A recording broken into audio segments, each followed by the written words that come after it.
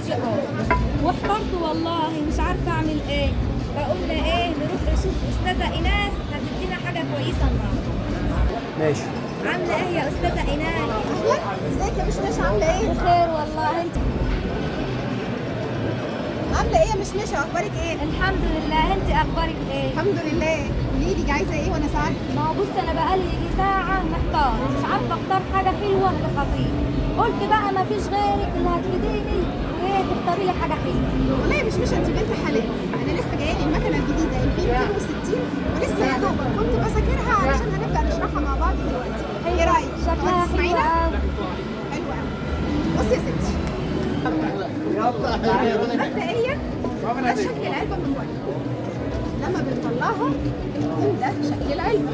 وده معناه ان العلبة شكلها شيك قوي، تنفع للهدية، تنفع لجوزك، تنفع لخطيبك، لاخوك، لاي حد معاك. خلونا نفتحها مع بعض ونتفرج عليها. شوفي لها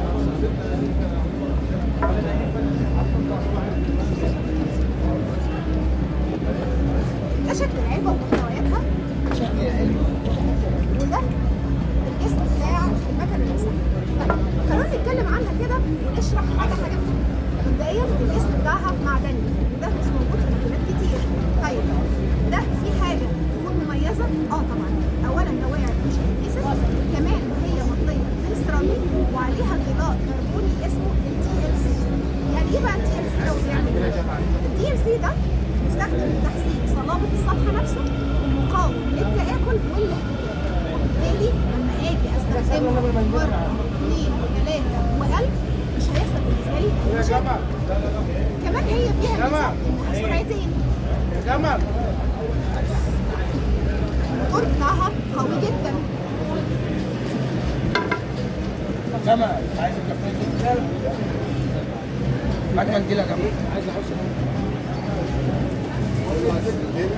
ايه المميزات اللي فيها كمان؟ المميزات اللي فيها ان الشاشة بتاعتها كبيرة. طيب لما بنيجي نشغلها نلاقي ان انا بيبقى واضح قدامي نسبة البطارية بتاعتي، وحاجة تانية مهمة جدا عدد اللفات بتاعت كل سرعة فيها. السرعة الأولانية بتديني 8000 لفة في الدقيقة الواحدة. السرعة الثانية بتديني 9000 لفة في الدقيقة. وبالتالي لو أنا مستعجل أو أنا خارج أو أنا ما بحبش أقف كتير، ده معناه إن القطعة دي هتكون مثالية تماما، لأنها هتخليني أخلص في أسرع وقت. الميزة كمان إن البطارية بتاعتها ليثيوم ومغنيسيوم بتتشحن في ساعتين ونص. بتديني 4 ساعات عمل. زي ما قلنا الجسم بتاعها قوي جدا. الشاشة ديجيتال بتوضح البطارية وعدد اللفات. فكرة إن هي سرعتين دي في حد ذاتها شيء كويس جدا، لأن ده هيساعدني كتير قوي خصوصا لو أنا من النوع اللي بيستعجل. دلوقتي كمان في حاجة جميلة قوي، إن أنا بشد دي من هنا أقدر إن أنا أعلقها في أي مكان. صغيرة لو أنا مسافر، لو رايح رحلة، لو أنا بشتغل بره القاهرة بره مصر رايح أي مكان، طالع مصيف، أقدر أحطها في شنطتي بسهولة. طيب يجي معاها إيه تاني؟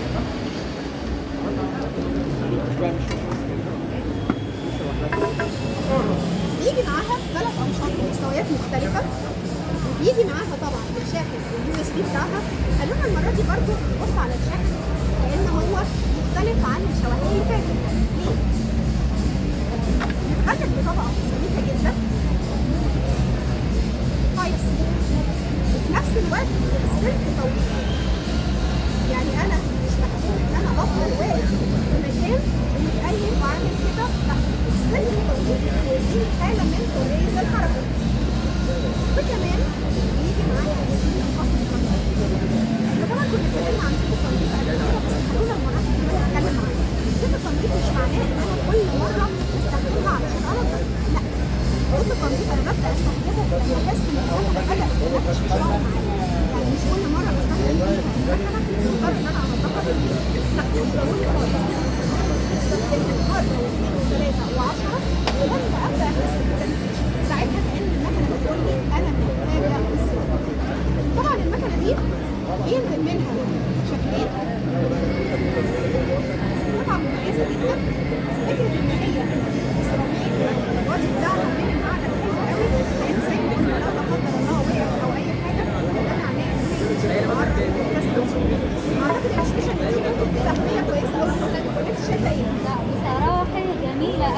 انا عجبتني من اول نظر، وان شاء الله تعجب خطيبي واجيبها له وتعجبه حلوه قوي، كل الناس ايه ياخدوها منه. ان شاء الله استنونا في الفيديو اللي جاي ان شاء الله نتكلم مع بعض على حاجه.